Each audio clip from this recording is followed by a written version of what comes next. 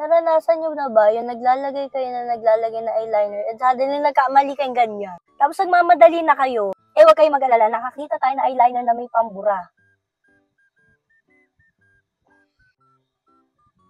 O, di ba? Oh. So, this is from Ready Set Glow at ito yung kanilang fixed liner. May dalawang kulay. This is the blacklisted and then this is brown out. So, ganyan siya kahaba na manipis. Tapos, medyo malambot siyang ganyan. Dual-ended siya as you can see. Yung top part niya, may nakalagay naman may label, eyeliner. And then, yung sa kanilang kabilang side is the eraser. So, for example, ayan, kamali tayo or hindi pantay eyeliner natin, buburayin nyo lang siya na ganyan. Ito yung kanyang applicator. Ano din siya, felt tip din. Tapos, wipe nyo lang ng tissue. And then, that's it. Bura na natin. Maganda dito, kapag nag-set naman na siya, halimbawa hindi nyo na maginamitan na eraser, kahit punasan natin ng tissue, hindi siya natatanggal. And mind you guys, 6 o'clock AM, nakalagay pa rin itong eyeliner na to kanina. Ano oras na ngayon? 3:27 PM na. Kita nyo ba?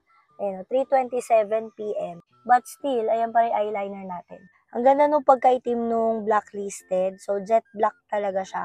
And then, deep brown naman yung ating brown out. Tapos, akala nyo ba, makeup lang to? Meron siya skin-caring ingredient. Kaya magtataka ka talaga bakit yung eyeliner may skin-caring ingredient? Sobrang sensitive at delicate kasi nung eye part natin. So, syempre, kailangan din natin siyang ingatan as much as kaya natin ingatan yung skin natin, yung hair natin, yung lips natin.